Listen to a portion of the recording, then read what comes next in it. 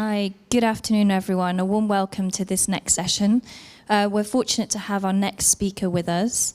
I will introduce him, but before I do, I would just like to let you know that we have a live stream chat, as with the other sessions. So if you have any burning questions that you'd like to put in the chat, which we can ask at the end, please do so at entwickler.de. And we will also have a live chat in the room as well, so about a 5-minute session at the end. Okay, so I'll hand over to our guest from Contrast Security, Larry Macchiaroni. Thank you. Thank you. Hi, everyone, and welcome. I'm here to talk to you about shifting left security rather than the alternative, which is less kind, less nice. And I'm reminded of that less nice by this quote that goes back a long ways to a naval vessel where the captain basically said, shore leave will be discontinued until morale improves. And of course, shore leave would have improved morale. And so that's been repurposed to the beatings will continue until morale improves. But a lot of times this reminds me of the way we try to do security. We do things that are counterproductive, that actually hurt the ability of developers to take more ownership of the security of the products. And that's necessary, as we'll discuss in a little bit. But before we get too deep into that, a little bit about my background, so you know where I'm coming from. I'm currently at Contrast Security. We are a tool vendor that makes tools that help with what I'm going to talk about today, but I'm not going to talk at all about our tools. I'll also have a side project called Transformation.dev Blueprint that is also going to be sort of talked about a little bit here in the talk. But the most relevant experience, I think, for this audience is that for 5 years, I was at Comcast. Now, for those of you across the pond, Comcast is very well known in the United States. It's the largest telecommunications company in the United States, 10,000 developers, 600 development teams, and high diversity across business units, acquisitions, every technology stack you can think of, every level of maturity from, hey, we're barely using the source code repository to, hey, we're doing the most advanced kind of DevOps development you can imagine. And my job at Comcast was to launch and scale to all 600 development teams over the course of 5 years, a DevSecOps transformation program where developers took ownership of the security of their product. One other thing in my background that might be of interest and relevance to this audience is that I'm a developer. I'm not just saying this stuff, from an ivory tower and the security guy telling the developers how they're supposed to do their job. I write code every day and I practice what I preach. I'm actually the primary author of a dozen or so open source projects, one of which gets 1 million downloads a month. So very, very popular packages that I'm producing and managing a whole group of contributors. So I'm doing it in a sort of a team-like environment, volunteers, but still a team-like environment. So the first challenge of developer first security, DevSecOps, is really around mindset. And the primary mindset that I think we get wrong, or that we have already with the way security is currently done, is they think of security folks think of themselves as gatekeepers, and they're constantly cajoling developers to pay attention to the things they're finding. And policy enforcement is sort of the primary mechanism they use to do that. This does not scale, doesn't keep up with the accelerating pace of development, but it has some other, I think, potentially more harmful side effects. So the not scaling one is the one that everyone talks about, why we need shift left security. But I actually think that these other ones that I'm going to pull up here in a second are maybe even more impactful and more insidious, harder to sort of wrap your arms around, but really still there and still very much a factor. So cajoling is time-consuming work, and it's no fun for either the person on either side of that cajoling.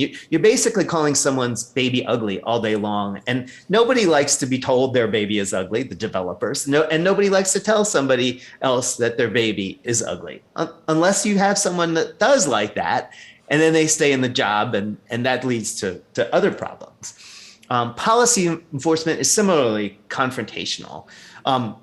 And at best, you often just get a checkbox response, meaning it's not very effective. What's the minimum I as a developer can do to get you to go away is essentially what they're trying to make happen. The other big problem with policy enforcement is that they're rarely context sensitive. And a lot of the policies come from thinking about InfoSec that goes back 20, 30 years and hasn't kept up with the changes in the way development is done today. Even the supposed AppSec standards that are out there are really 75% of the content in those standards seems to come from an earlier age of development, where the folks writing the standards don't quite understand exactly how DevOps, rapid shipping multiple times a day kind of development is done. And everyone's not shipping multiple times a day, but everyone is striving for the ability to do that at this point with the DevOps movement. And so what happens is the policy enforcers realize that a lot of the policies are out of date and can't be enforced. They've heard enough development teams push back when they try to do that, that they then start selectively enforcing them. And then that seems arbitrary. And so developers are like, well, if I can ignore these policies, can I ignore this one as well? And it becomes a very untenable position for the security group to actually do it. And if they don't recognize that they're context sensitive, then they do these full audits, which come up with a laundry list of things development teams are doing wrong. Not really, but the audit will say they're doing wrong, which is overwhelming and depressing. And so people realize these problems. So security folks have not blind to this, especially the first line there about keeping up with the accelerating pace of development. So they have efforts underway to try to fix this. And I actually think most of these efforts, while good intentioned and better than the old way, still miss the mark, or at least don't go far enough. And so often they think, well, we just need to improve the policies, make them more context sensitive, make them more relevant, make them more consumable. Or we just need to get better at enforcing them. Or maybe we need to incentivize them with some metrics and rewards and things like that. Or maybe it's all about training. Maybe they just don't know how to do security. And if we just put them through a week-long training course, that'll fix it all. Or maybe we need a champion program, or maybe we just need to collaborate better. Let's just all be one team and have a big hug and hug it all out and get it all to work well. And while these things are sort of, in the right direction, and maybe some of them actually would be helpful, it's not enough. And what you really need is a systematic approach to cultural transformation. And I borrow this systematic approach to cultural transformation from the Agile movement. I did Agile transformations and the digital transformation. I've been a consultant in both of those areas over the last decade or so. And so that's set the problem up. And here's sort of the start of the solution. This is the mindset. The first thing you need to do is you need to think about the words you use to characterize the problem when you're speaking with developers. And this is easier said than done, because often, our thoughts, watch your thoughts for they become your words, watch your words for they become your actions, on and on to destiny.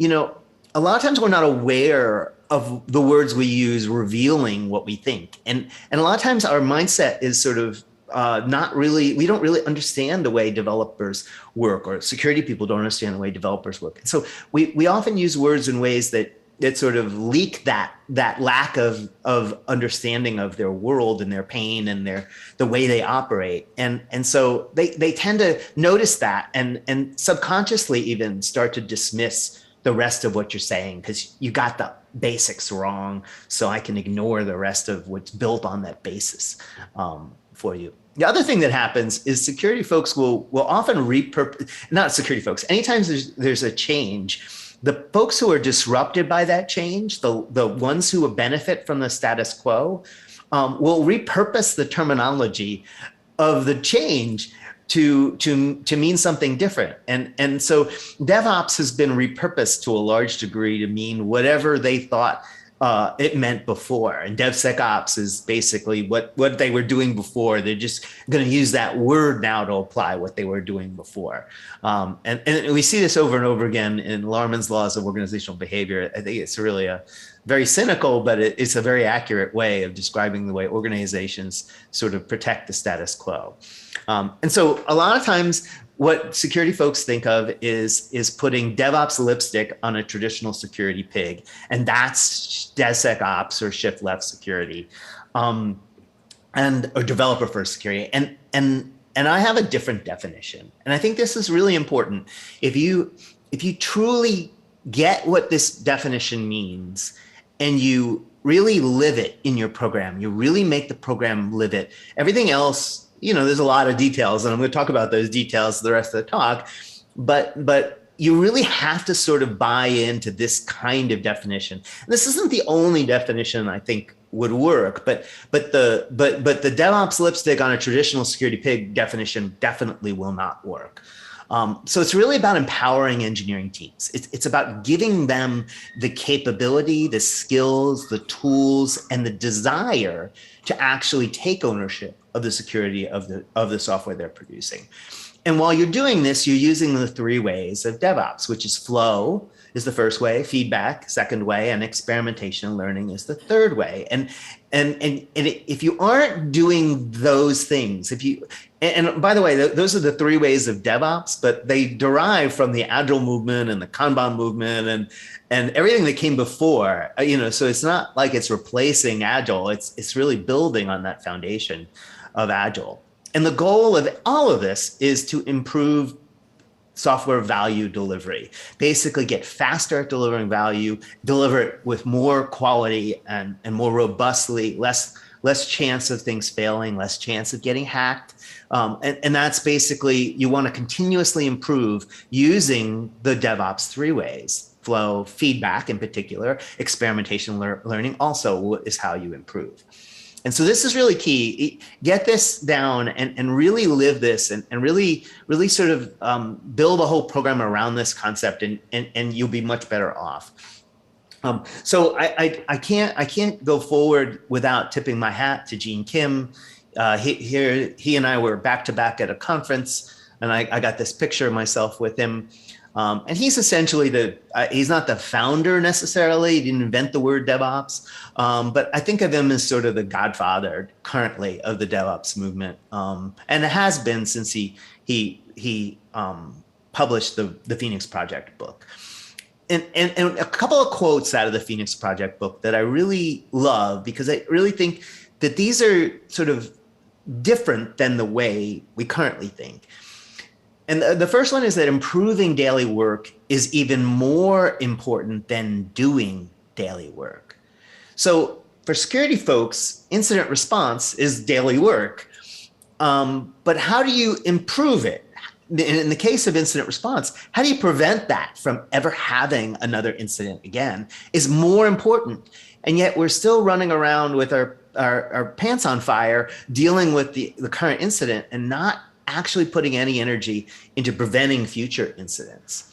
And then the other one, and this is a little more subtle, and you really have to dig into the concepts of flow from the Kanban movement and the concept of theory of constraints in order to really sort of understand how this works. But any improvements made anywhere besides the bottleneck are an illusion. And the idea here around the theory of constraints is that it's kind of like the weakest link idea in a chain. If you have a chain and each link has a varying strength to them, one of them is the weakest. If you make an improvement to another link in the chain that's not the weakest, you're not going to improve the overall strength of the chain. You have to make the improvement to the weakest link, and then the overall strength of the chain will come up to that weakest link. The theory of constraints is similar, except it has to do with the movement of work through a value stream, which is what software delivery is, software development is. And there's a bottleneck. Maybe there's multiple bottlenecks at various different contexts, but there's usually one primary bottleneck, and you got to put all of your energy into improving that bottleneck. often security folks make improvements in places that aren't the bottleneck, and they're doing good things, and they're claiming a victory, and that's not really actually helping the overall situation. And so they really have to figure out what the actual bottleneck is for their context. And in general, I have some sort of guidelines that 75% of the time it sort of works out this way. The bottleneck is not where they're putting their improvement effort, because it's harder to improve the bottleneck. And that's why it's become a bottleneck. So it's sort of a self-fulfilling thing, but you really have to get over that and actually have to focus on the bottleneck. So this developer-first security disruption, based on the concepts of DevOps and Agile before it and Kanban before it, it feels like deja vu to me, because the Agile movement itself disrupted traditional QA. Think about it. Today, there are very few dedicated QA departments. People don't throw a finished product over the wall to a QA department once a quarter, who then spends 3 weeks testing it and throws back a list of findings. In general, the development team is more engaged with the quality of their own product, takes more ownership of the quality of their own products. They don't wait for QA to tell them what they need to fix in order for it to be of high quality. And often the QA departments are gone. That function is served on the actual engineering team. Not always, and that isn't necessarily the best situation for every environment, but it's more and more common nowadays. And if you go back 10 years ago, it was very uncommon for that to be the case. A similar thing is happening with DevOps and the cloud movements today, the cloud native movements. They're disrupting traditional IT ops in a very similar way. And I think it's now security's turn. Security is about to be disrupted. The tools that security folks use are the wrong tools for developers. The processes that security folks do can't be just moved wholesale back to the development team and have them actually be effective. They have to be transformed. And this is what happened with the Agile movement and the DevOps movement and the cloud native movement and the Kanban movement. And I think it's now happening with the security movement. So how do you do this? How do you actually move it backwards? How do you move it left in order and have it be effective and not just feel like lipstick on a pig?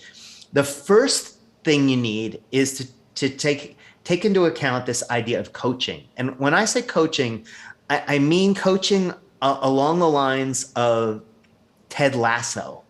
If you're familiar with that reference to Apple TV show Ted Lasso, it's a great TV show. If you haven't seen it, you should find a way to watch it, because it's really heartwarming. And it also is pokes a little bit of fun about across the pond here. He's an American coach, but not of European football, of American sports. And he becomes the head coach of a European football team, and he doesn't know anything about it, but he knows about helping people to become their better self. He knows about a team working together. He knows about changing the way the team operates so that it is more effective, and that's the kind of coaching that I'm talking about here.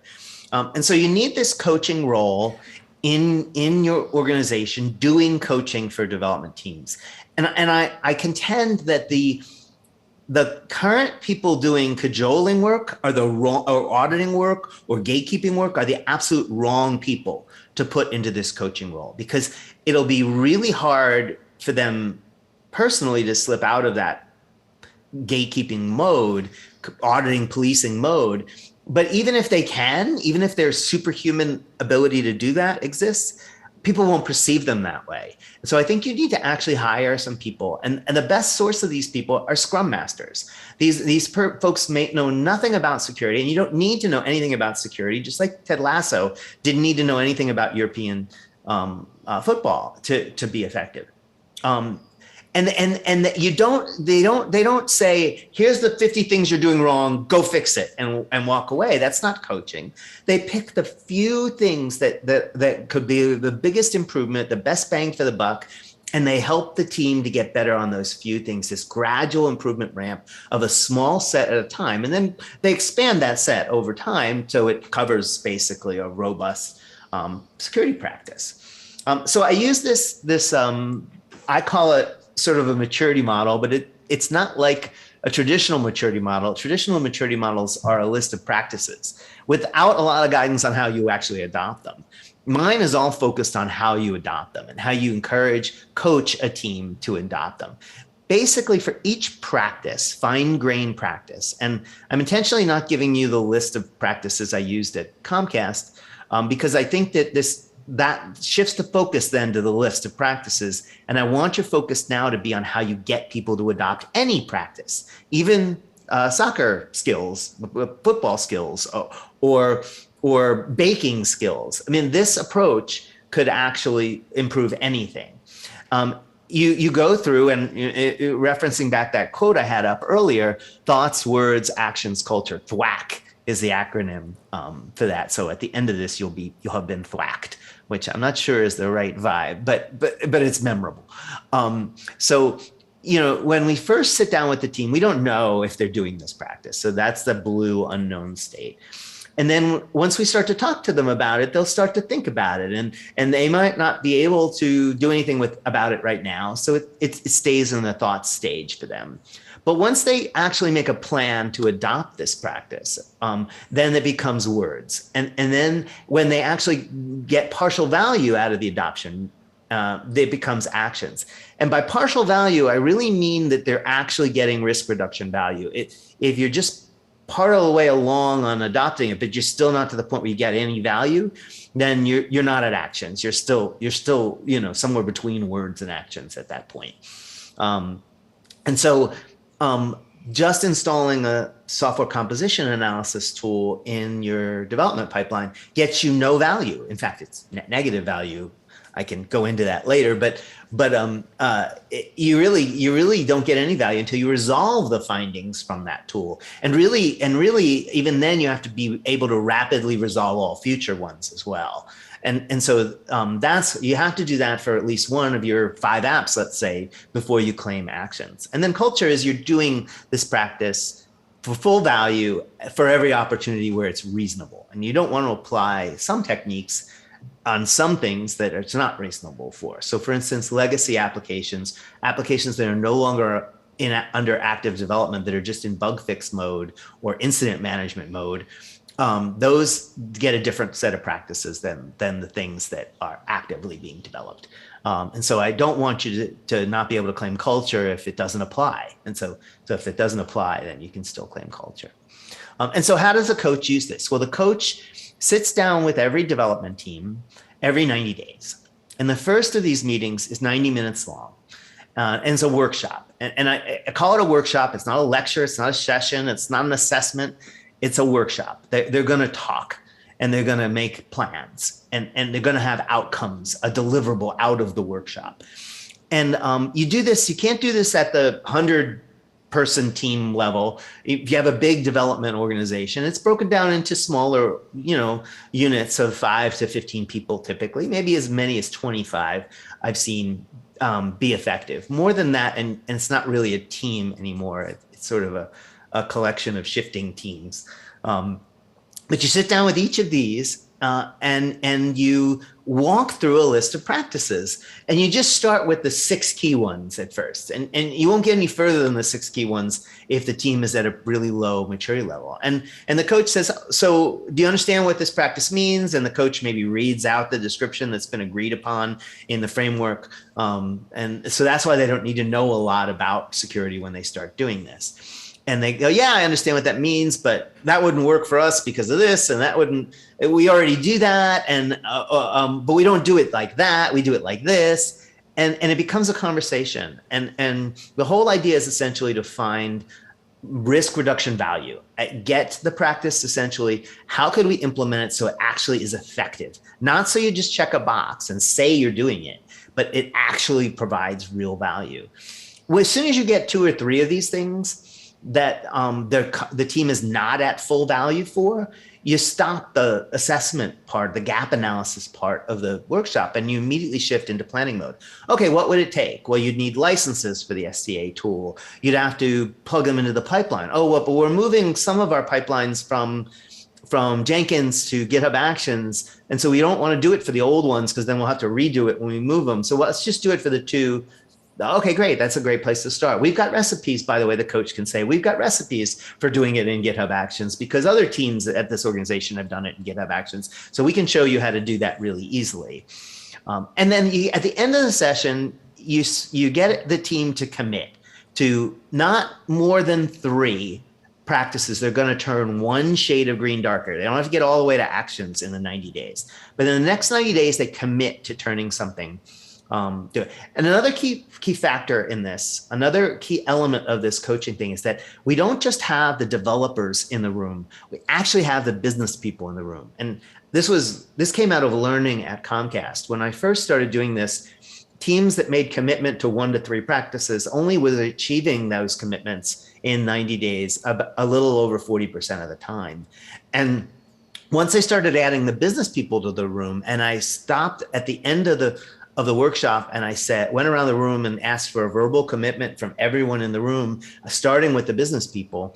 Do you support this plan? And by support, I mean, you'll do everything in your power to see that the team achieves this goal, the goals the team set for themselves in the workshop. And often the business folks will say, no, let's not do those 3 things because we got all these features to get out. But I saw the enthusiasm for the team, and I now heard them talk about how they would do it. And so I now feel comfortable with these 2 of these. Let's save the 3rd one for the next 90 days. And you pre-negotiate this with the team. And then you say, okay, well, if we just cut it down to those 2, team, are you okay with that? But you'll support it, meaning you'll do everything in your power. You'll schedule the work so that it actually happens in the next 90 days. After I implemented this and required the business people to be in the room, it went up to 93% success rate. And so that was actually the biggest hurdle to teams achieving it. It wasn't that they didn't have the desire. It wasn't that they didn't have the skills. It wasn't that they didn't have the tools. It was that the business literally wasn't letting them do it. And by pre-negotiating that with the team, we sort of got over that hump. So we do this partial gap analysis, and at the end, the table looks like this. Now, this is a table of 40 or so practices. Even at high maturity levels, we weren't getting to the practices in the lower right corner for very many teams at all. All of the biggest bang for the bucks were organized into this upper left corner here. And, this turns green, darker green from the left corner out using this greening scale. In fact, the tool we built at Comcast was called Greenhouse.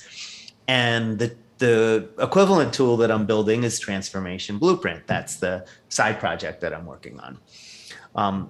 So the first objection I get whenever I say this to security folks is this doesn't scale. I can't dedicate a coach to doing this. I barely can keep up with the triaging and the work we're doing right now. And I'm just pants on fire, responding to things and dealing with incidents and dealing with vulnerability management. And I don't have any resources. And I'm like, well, if we could get you out of incident management, if we could reduce your incident management by 6-fold to 1/6 of what it is now, you'd have a lot more free time, right? And that's exactly what the data for teams doing this approach has. So you're going to be in a better place if you prevent. An ounce of prevention is worth a pound of cure. So you want to do this. You should invest in this. So you just need to find a way to do it. And I contend you can't have the same people doing incident responding to urgent things as people that are doing future prevention things. So you need a different group. You need a group that's carved off and is not involved in incident management at all, other than to maybe come in at the end and help you facilitate a blame-free postmortem so you can prevent the next kind of incident like this in the future. But anyway, so you need dedicated people to do this. But you can take one of your open slots, and hiring is nobody has a completely full staff right now. There's always open slots. And instead of hiring another security qualified person, hire a Scrum Master into this role. One person doing this role can handle 100 development teams. And you think, wow, that's way too many teams. How can they keep that all in their head? We can't cajole that many teams with one cajoler, one vulnerability management person, project manager running vulnerability management. We need a lot more than that just to do the current work. Here's how. These workshops are 90 minutes for the first one and 60 minutes for each follow-on one. So call that an hour and a quarter on average. So if you do 10 a week, that's only 12 and a half hours a week, leaving 27 and a half hours to do other work, the ad hoc coaching between the 90 days with teams. there are 13 weeks in every 90-day period, but let's just say some of those are lost to offsites and paid time off and vacation, that's et cetera. So let's just call it 10. So 10 workshops a week times 10 weeks every 90 days is 100 teams a team. And we had coaches at Comcast supporting 70, 80, 90 teams at a time. And so the number might be a little bit of an exaggeration from what we actually achieved at Comcast, but that's sort of the theoretical math. It sort of works out to be 100 teams is not really all that crazy out of whack with it. So it does scale. It feels like it doesn't scale because you have to meet with every individual 5 to 15 person development team every 90 days, but you actually are much more effective. And so that's what makes it scale. So I mentioned that I'm rebuilding Greenhouse product as an open source project externally. You can visit transformation.dev and sign up for a beta for that when it's available. I'm sort of a few more weeks away from having my first beta. I have a current alpha going on now, so I think we'll be pretty close to shipping within a few weeks or so. So the second role, and I'm going to start to move a little faster now because the coaching is sort of the key idea here. And I'm going to pause here a little bit to remind you to put your questions in. If there's anything I've said here that sort of says that'll never work because blank, that's a question I want you to put in. Put your questions in, and I'll try to address those. And I'll allocate some time at the end to address those here. Excuse me. So the next role you need is toolsmiths, and similar to coaches, these are people that are maybe not your traditional security people. I think you want developers. Not I think. I hired developers into these roles, and the reason for that is that I want them to be aware of how developers work, because they are developers themselves, and I want them to practice what they preach. I want them to dog food, so to speak, all of the practices that we're trying to push down to the team. If they can't dog food it in their own development work, then how are they going to be able to recommend it strongly to a development team? So wait a second, I don't need developers. I need security people working in security. No, not anymore. You need more developers working in security, because the way you do security manually with people before is not the way developers want to do their work. They want to do it with automation.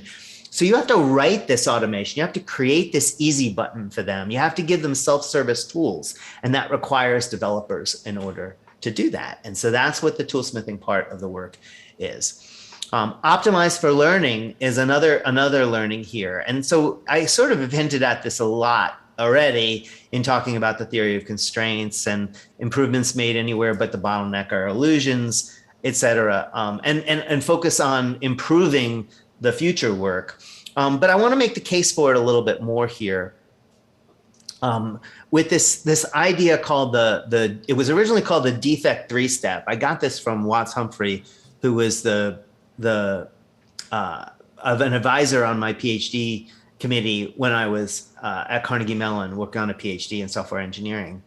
And this idea was meant to apply to quality, but it applies equally well to defects and vulnerabilities, and anything that goes wrong, an incident in production, is a learning opportunity. And you should think of it more as a learning opportunity than just something that you need to address. So the first order effect is that I just need to address it, the find and fix effect. And that's maybe 1x of value.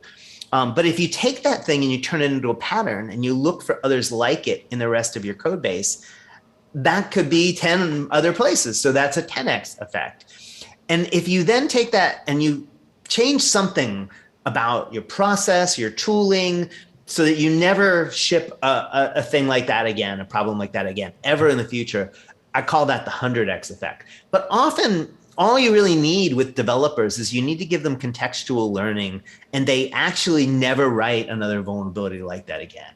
If you get the feedback to the actual developer who wrote this SQL injection moments after they wrote it, like that same day, then they deeply learn that and they never write another SQL injection. And they go find other places where they already wrote them before and fix them and clean them up. And so that's how you get to this 100x effect.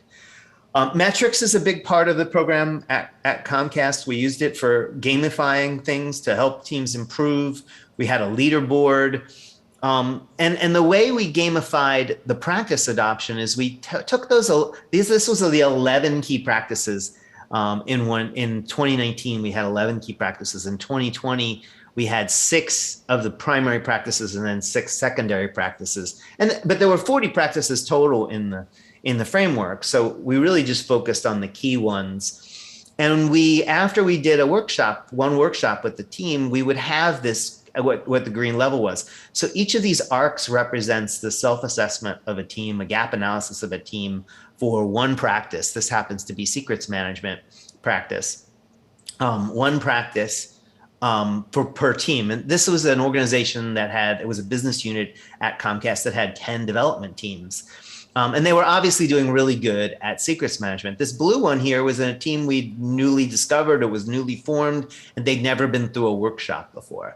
And so when I would sit down with a mid-level manager, that engineering lead over 10 development teams, I mean, that's 100 people usually or more. So it's a pretty senior role, but not over all of engineering at an organization like Comcast.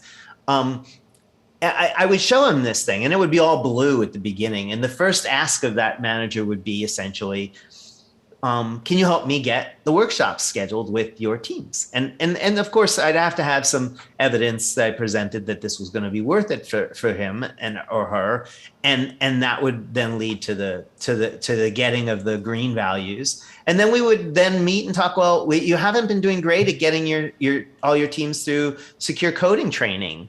So this is only 2 to 3 hours per developer. I really encourage you to sort of beef that up. How about you join a challenge we have going on? Your business unit compared to these other 3 business units, they've already joined the challenge, by the way. And the team that makes the most improvement we picked 3 of these key practices, makes the most improvement in the next 90 days, the organization, the business unit gets some reward. In one of the cases at Comcast, it was a negative reward, or it was a reward for the development teams, but it wasn't a reward for the manager, because the losing manager had to wear a bunny suit on Easter, or the week of Easter. So that was sort of like make it a little bit fun reward. But there was a leaderboard, and we rewarded people and celebrated people leaderboard. We also could track their progress of adoption at the org-wide level or at the individual team level with a cumulative flow diagram over time. So we could trend it and sort of see how they were going along with it. I actually measured the effectiveness of this program in 2019, and I gave a talk at the RSA conference with that data. Now, I've evolved a couple years since then, so the practice definitions are sort of a little bit dated. So I wouldn't sort of point you at that, but the data that shows that even adopting half of these key 11 practices had a 6x improvement in reduction in incidents in production and vulnerabilities found live in production machines.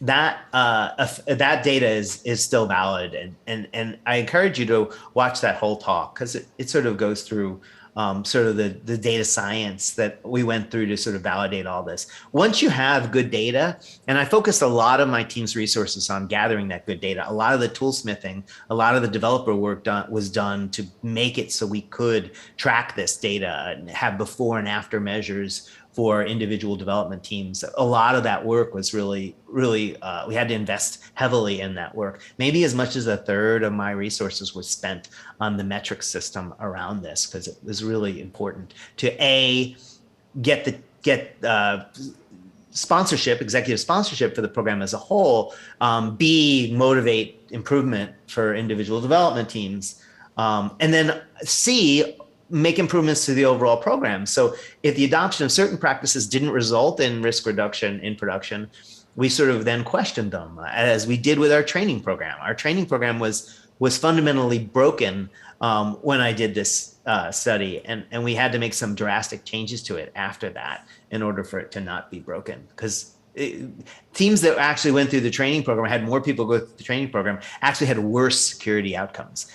So that was fundamentally broken training, and it was very expensive to maintain and run. So we were basically, it was a lose-lose kind of situation. We did change it, we did fix it, we did find a way to do it, so it was a win-win in the end. It only takes 2 to 3 hours, and we had a lot of effective improvement from it.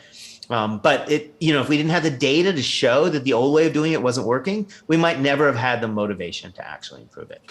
So I'm at my final slide here, and I've got 5 minutes left for questions. Please, we're going to have those read out here in a second. We also, Contrast Security has a physical booth at the conference if you're physically in a room watching me speak. But we also have a virtual booth in the conference software that you guys are using.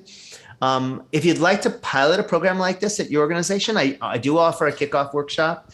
I'll do an hour of that workshop for free, essentially, to get you started. If you want to try it out and see if that'll work for you, please reach out to me on LinkedIn and I can get you going with that. Or if you have other questions, or if you'd just like to talk to me about the concepts and ideas in here, I'd love to sort of connect with anyone here on LinkedIn and share slides and other material that I have that sort of makes this more foundational. So with those 5 minutes left, let's go to see if there's any questions.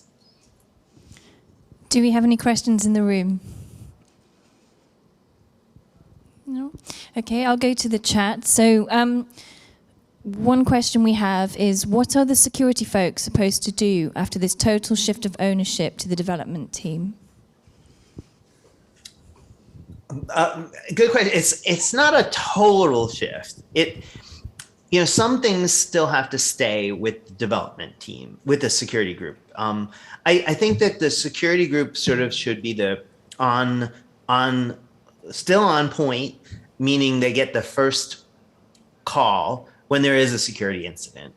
I still think there's some services that security is providing that are a little throw it over the wall. Maybe security consulting services like threat modeling kind of services.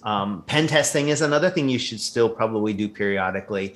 If you don't outsource that, if you do that in-house, then I think those people should be periodically pen testing every application, especially the more critical ones. So it's not a total shift, but most of the staff shifts away from this vulnerability management, policing, auditing, gatekeeping work, and shifts to this coaching and toolsmithing work. And a lot of the people that are employed are not necessarily going to be a good fit for either of those two roles. And so you are going to have some staff turnover in order to pull this off. But it took me 5 years at Comcast to get basically half of the 600 teams onboarded to this program. And I only had 16 people on my staff when I left, but we were covering about 300 of the development teams at 1/4 the cost that they were using to cover the remaining 300 development teams with the traditional model. And so you can justify this as a cost saving, but you are going to need to have people who are either willing to learn, just like when QA shifted to being more automated testing. You had to have the QA folks either learn how to write automated tests, or they had to move on to another job, or they had to be so good at manual testing that they kept, or lucky, that they kept their existing manual testing role. But there's fewer and fewer of those roles as time has gone on. It's taken 15 years or so of this to happen, maybe 20. Agile Manifesto is 20 years old, right? For it to really happen. But that is the trend, and it'll take a long time, but you have to have more of these coaches and more of these toolsmiths working in this roles. Great. Do you have any more questions? No? Well, since we have no further questions, I'd just like to take this opportunity to thank you so much for being with us today. It was really great to have you. Thank you. Thank you.